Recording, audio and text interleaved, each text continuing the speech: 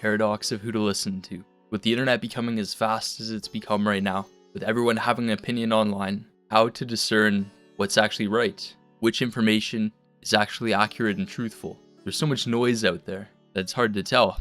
The reason it's a paradox is because there are two main ways to think about it that I kind of use as lenses, but they contradict each other. The first frame or belief is you should only listen to people with the results that you want or who are where you want to be, which is a belief I've had for a long time, which I've heard from other successful entrepreneurs and athletes online, which makes sense when you think about it at face value. Why would I want to listen to someone on how to do something if they haven't done it themselves? And this belief was validated when I went to business school. I went to university for 4 years, got my bachelor's degree for business and marketing. Then I had this realization that if these people are so good at business and marketing, why are they teaching me how to do it and not doing it themselves and making a bunch of money, being very successful with it if they really understand the principles? Why are they driving the same car as me, as a broke 19-year-old university student? This didn't make sense to me at the time. That really validated this frame of, well, shouldn't really listen to them on how to be successful in business and marketing, because it was more just theory, more of the meta skills of learning how to learn, of not quitting something for 4 or 5 years and spending a bunch of money and taking risk on for whatever the job market will look like when you're done. Nowadays, it's almost more of a risk going to university to get a degree than just starting a business and not having all that debt. So clearly they didn't have the results I wanted. My professors that were teaching me all this. So where does any young person go? The great vastness of the internet. And what greeted me was gurus after gurus, which was amazing when I first started. This person's gonna give me the secret sauce for $1,000? What a steal, this guy's making billions. And he's gonna give me all of the secrets, all of the step-by-step plans, the tactics, all of it. So the first guy I bought a course from was Grant Cardone, with all the 10x systems for marketing for $9.99. Because this guy had the results I want, he's where I want to be, so why shouldn't I listen to him? And the course was pretty good for a first year university student. Really opened my eyes to what's actually working. For instance, they didn't teach us paid ads for university for marketing, but this course taught me paid advertising, which is the main way that every single business makes money and gets clients and gets work and makes sales. A bit of a flaw for the typical education system to not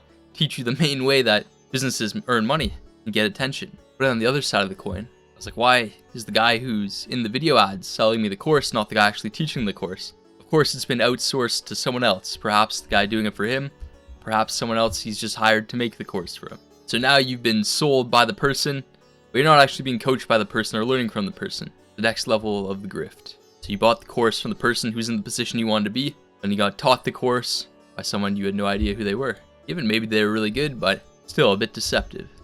But that's besides the point. But then the nuance to this is the people who are in the position you want to be in can only be in the position for one area.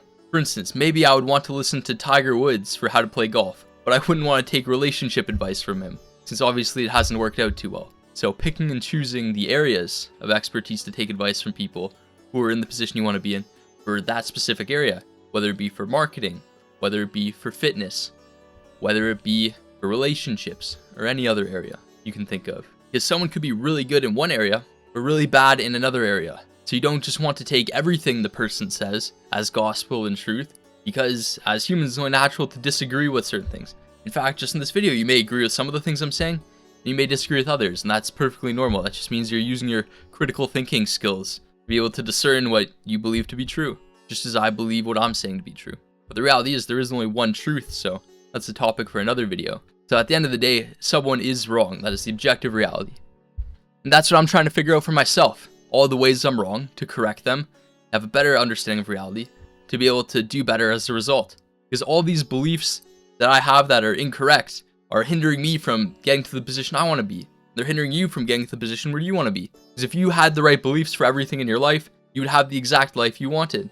Like, let's use a reframe like this. If you thought the exact same way that a person making $1 million a year did, then you would take the same actions as him, and you would have the same results as him as a byproduct, if we don't factor luck into the equation, or the lag time that you may be doing the right things, but it just takes, longer for doing the right things for the results to show. But I digress, I'm going on a bit of a tangent here. So this is the first frame to wrap it up. Listen to people in the position you want to be in, for the specific area that you want to be like this person in.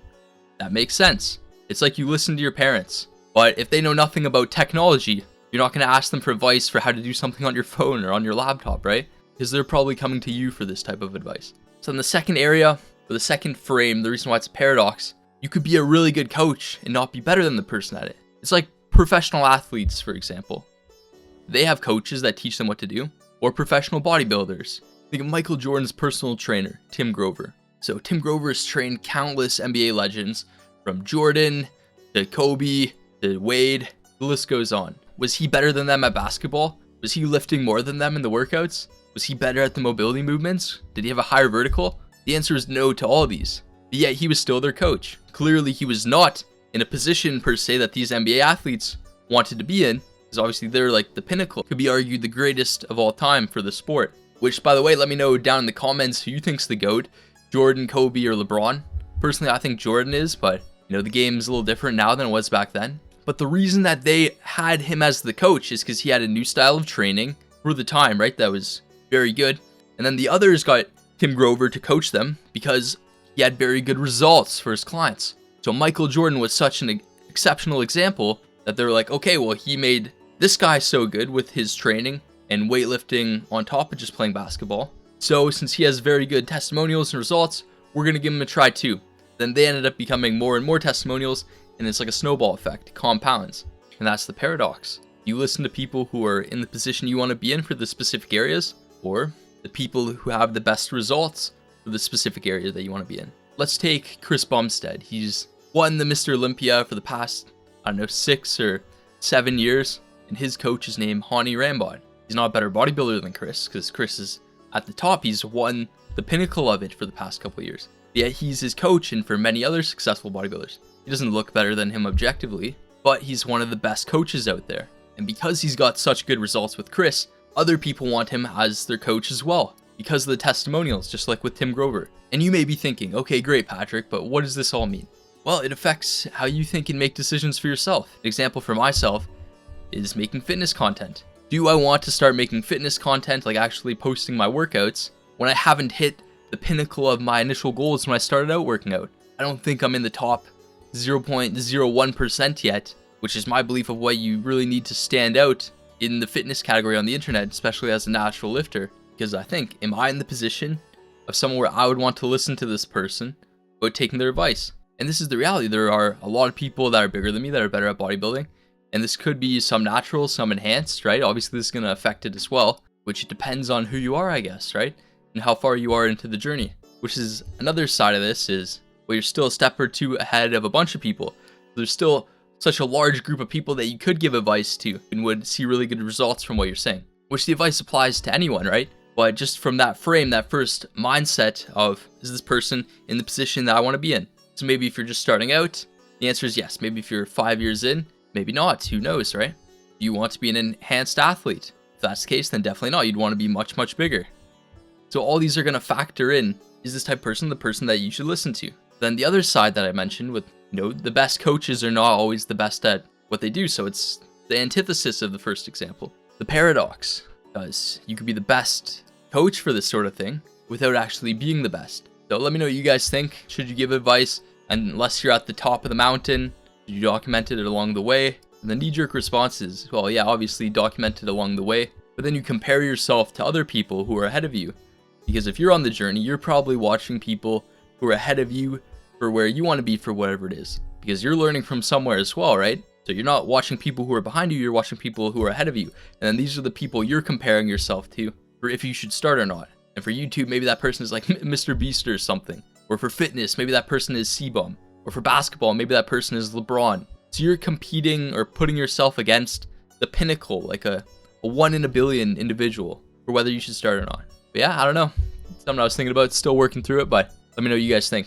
Thanks for watching. I appreciate you guys. I love you guys. And remember, take consistent action on your main thing and don't stop. Peace.